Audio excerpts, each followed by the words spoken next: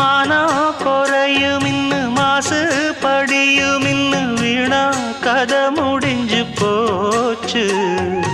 ஈசான மூலையில லேசான பள்ளி சத்தம் மாமன் பேர சொல்லி பேசுது.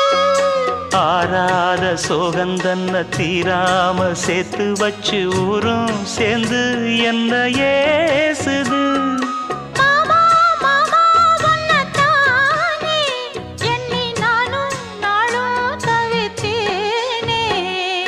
கூண்டுக்குள்ள என்ன வச்சு கூடி நின்ன ஊற விட்டு கூண்டுக்குள்ள போனதென்ன கோலக்கிளியே.